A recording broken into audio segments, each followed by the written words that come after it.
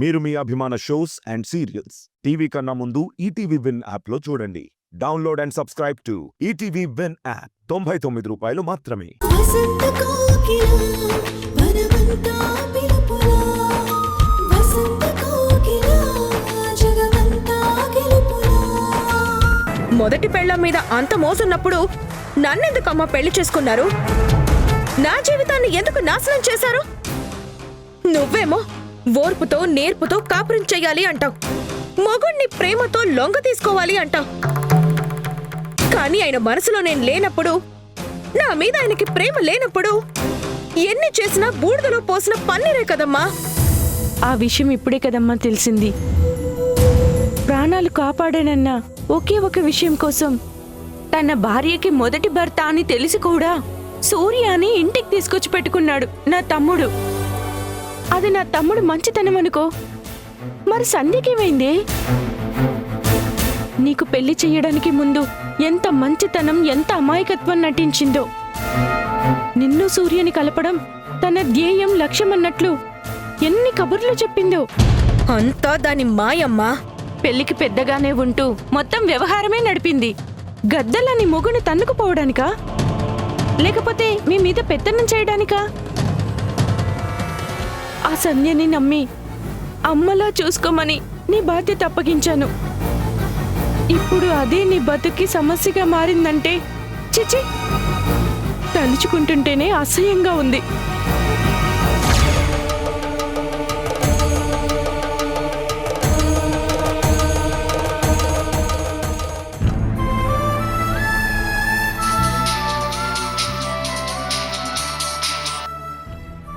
చెప్పండి.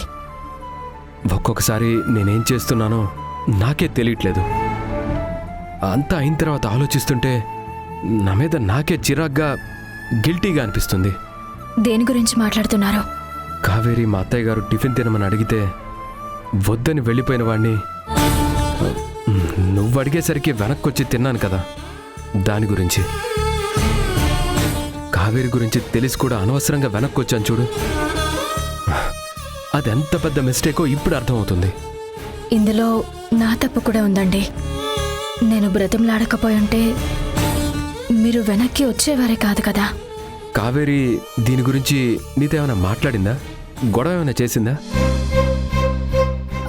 ఏం లేదండి, వాళ్ళ అమ్మగారు ఉన్నారు కదా, అందుకే ఏం అనలేదనుకుంటా. పోన్లే, ఆవిడొచ్చినందుకు ఈ విషయంలో మనకి మంచి జరుగుతుంది. మనం మార్చలేని కావేరిని కనీసం ఆవిడైనా మారిస్తే చాలు. ఓకే సంధ్య, బాయ్. బాయ్.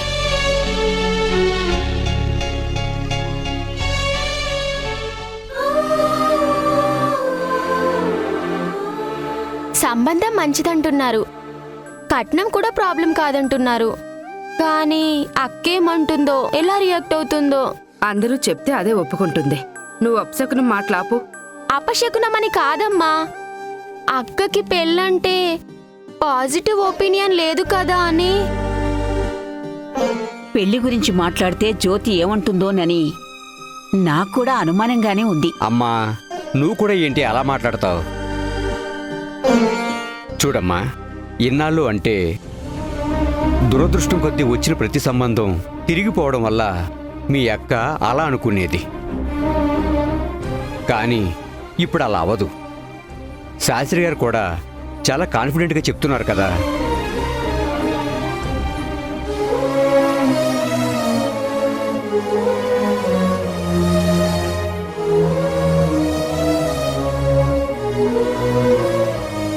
ఏమైంది?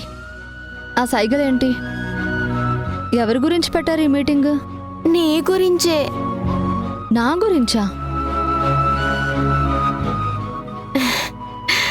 నన్ను చూస్తారేంటి నాన్న, చెప్పండి.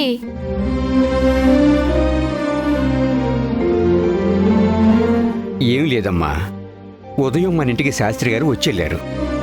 నీకు మంచి సంబంధం తీసుకొచ్చారు. ఆ అబ్బాయి ఫోటో కూడా చూసామమ్మా.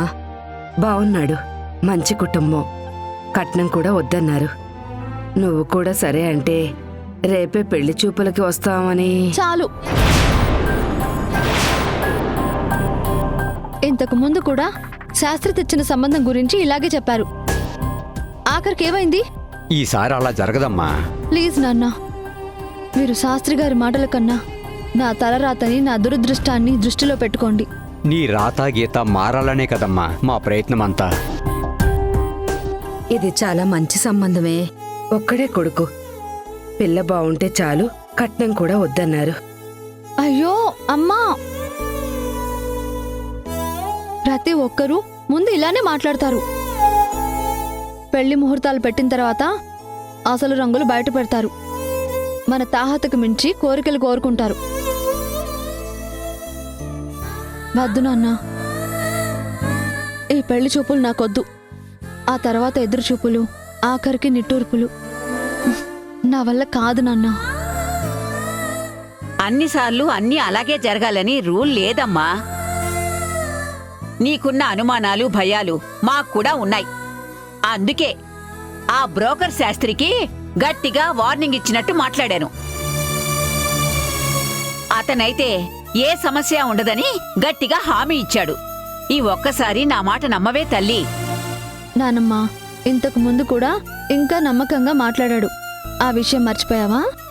ఒసే పిచ్చి తల్లి, ఎంత పెద్ద సినిమా హీరోకైనా హిట్లు రావాలి అంటే కథ బావుంటేనో, కోట్లు ఖర్చు పెడితేనో రాదే. కాలం కూడా కలిసి రావాలి. నీ పెళ్లి విషయంలో కూడా అంతేనమ్మా. ఏమో, ఈ సంబంధం కుదురుతుందేమో. ఇంతకు ముందులా కాకుండా అంతా మంచే జరుగుతుందేమో. చూసావా నానమ్మ, నువ్వు కూడా ఏమో ఏమో అంటున్నావే తప్ప ఖచ్చితంగా అవుతుందని చెప్పలేకపోతున్నావు.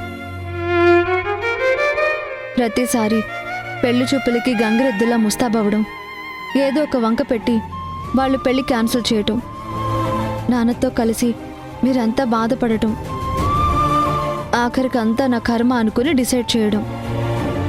అదేదో ఇప్పుడే అనుకుంటే మీకు ఖర్చు మిగులుతుంది, నాకు కన్నీళ్లు ఆగుతాయి కదా.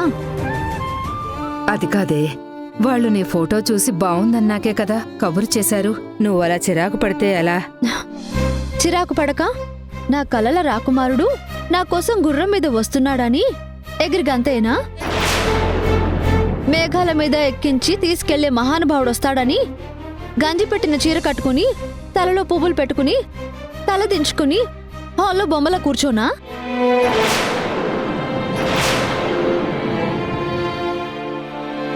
పెళ్లి చూపుల పేరుతో ఇన్నాళ్ళు జరిగిన హంగామా, ఆర్భాటాలు ఇంకా చాలు. నా దారిన నన్ను వదిలేయండి. ఈ జన్మకి నాకు పెళ్లి వద్దు, పెళ్లి చూపులు వద్దు. అవునమ్మా, నీకొద్దు, నీకేదీ వద్దు.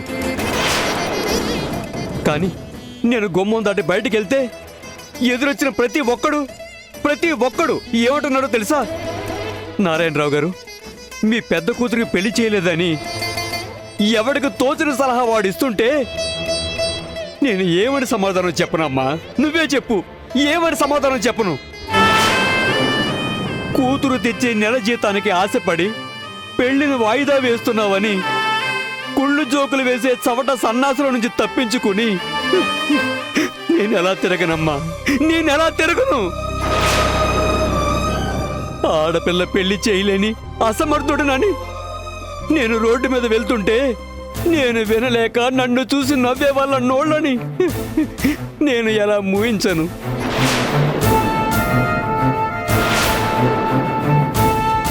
ఏదో ఒకరోజు ఈ అవమానాలన్నీ భరించలేక నేనే నాన్న